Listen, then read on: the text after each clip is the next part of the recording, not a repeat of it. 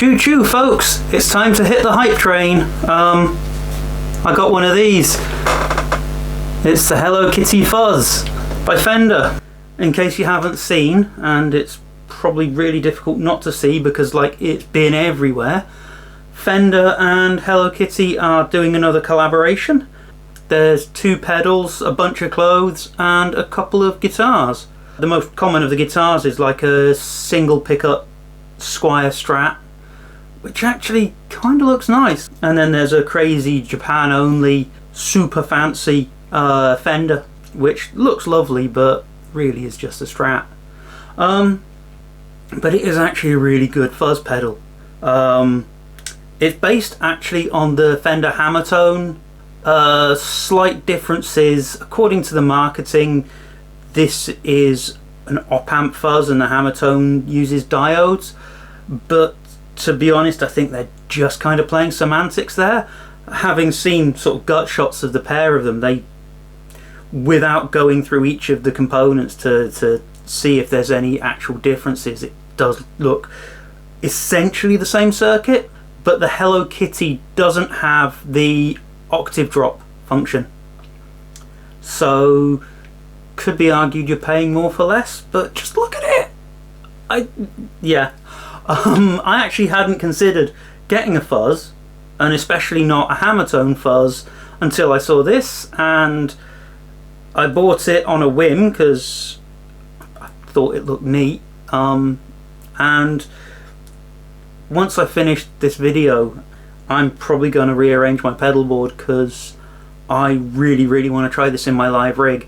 And that's the thing, it's not, because it's based on a proper fuzz pedal with, and it's a really good decent circuit, it sounds,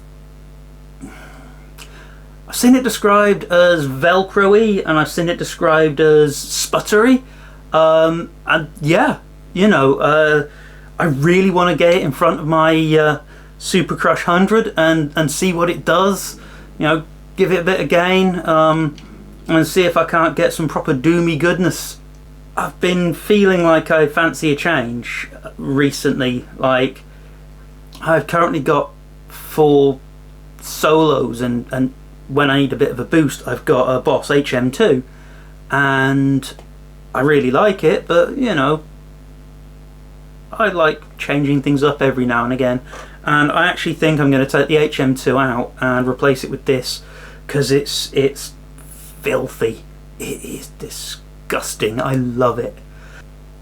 Basics of the pedal are, it's an op-amp fuzz, 9-volt battery or external power supply, jacks on the top. As you can see, the fancy paint job, and if it focuses right, you can see that it's got all of the Japanese translations along with the English ones on the controls. You've got a tone control, level and fuzz. Really simple, all you need. Fuzzes like this can be very toppy, so if we just take the back off, and I love this by the way, it's so easy to just get to the battery, she says. There we go. So that's the insides, and right up here is a trim pot, and that's essentially a pre-EQ EQ. So if you find it particularly toppy with, say, Telecaster, single coils, that sort of thing, you know, guitars that are naturally quite bright, you can actually back some of that top end off. But I've been playing with it, well, I was playing with it last night, and if I'm honest, straight from the factory, it sounds really solid as it is. So I'll probably not be messing with that and just leave it as factory. Apparently, according to people that own both this and the Hammertone, they're both set differently coming out of the factory, so even though it's the same circuit, they sound different out of the box, but whatever. Yeah, so this was available in pink. You can get it from Fender in white, but a lot of places are selling out and they are limited edition, sadly. But as I keep mentioning, you know, you can pick up the Hammertone for, I think they're 60 quid from like Anderton's, or your other big box local music shop. Probably going to be cheaper in the Boxing Day sales. You just won't have a lovely pink box, and it is a lovely pink box. There's a sort of a texture to it. It feels higher quality than you'd expect a crossover with sort of a cartoon brand. And I'll probably get angry people shouting at me for calling Hello Kitty a cartoon brand, but you know what I mean. It's a cutesy crossover. Oh, I forgot to say, it's even got like Kitty's face on the bottom. Hurry up and zoom in. There. See? Focus is taking a little time. I think it's the lighting in here. But yeah, and that's not much more to say about it, because it's actually a really simple but really effective pedal.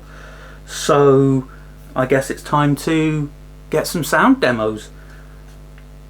Yeah, before that, I think I will put this down and pick up my brew, because this is important. And roll my sleeves up, because it's actually, despite being minus temperatures outside, this little room that I'm in gets really warm. I'm nice and toasty.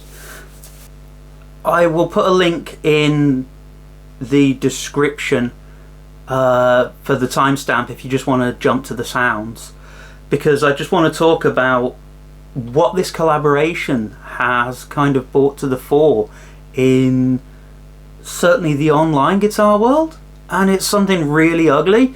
So yeah, if you don't want to listen to sort of a bit of a ramble about how a lot of the online guitar space can be a bit toxic, just click to the next chapter and that'll take you to the sound tests. And for those of you that are still here, settle in. I have my brew in my Iron Maiden Killers mug. Rest in peace, Paul Di'Anno. So yeah, Fender released the advertising and everything for the Hello Kitty crossover, and obviously it was very sort of appealing to fans of Hello Kitty who were also guitarists, and also seemingly to death metal guys that really want a Hello Kitty pink guitar to play the heaviest music ever on, which is awesome. But it revealed something that was just kind of, it really gave me a bad taste, and that is like, yeah, what's with all the assholes? Like, seriously, there were so many people on the Reddit Guitar Pedals page, the Reddit Guitar page, various Facebook groups that I'm in for musicians, that seemed really, really angry that these things existed. Like, I don't understand it. You know, you had guys going around, we know it's based on the Hammertone. We know that. We weren't expecting Fender to come out with a new bespoke, artisanally crafted circuit just for this, like, collaboration that's available for a week and then disappearing. But the number of guys that were going, you know, and it was mostly guys, you've just bought a Hammertone, you've just bought a Hammer, like, there was, I saw one thread on Facebook where there were maybe 50 comments, and underneath each comment this one guy had just been like, it's just a Hammertone, it's just a Hammertone, you're spending too much money. And and it wasn't an isolated case, and people seem really, really, really fucked off at the idea that this even exists. And it just blows my mind that in, like, you know, the year of the Flying Spaghetti Monster, 2024, going into 25, we're still having people whose first response to something with a cute character on it is, that's girly and gay. Literally a comment that I've seen, and a comment that I've seen from various sources on various different threads. Girly and gay. I mean, come on. One, casual homophobia is bullshit. Two, sexism is bullshit. Three, why are you that pissed off that somebody who isn't you decided to spend their own money on something that has no effect on you whatsoever? You know, and it's... I suppose the reason it pissed me off is that, yes, it's a fancy reskin essentially, but you'll get the same folks jerking themselves silly over a pedal that is exactly the same circuit as a Tube Screamer, but with a different paint job, you know, and they're all green, you know, just another green overdrive pedal with, I don't know, a skeleton face and a top hat and a fancy name, and that's cool. But a reskin with something that by and large appeals to younger females, suddenly that's not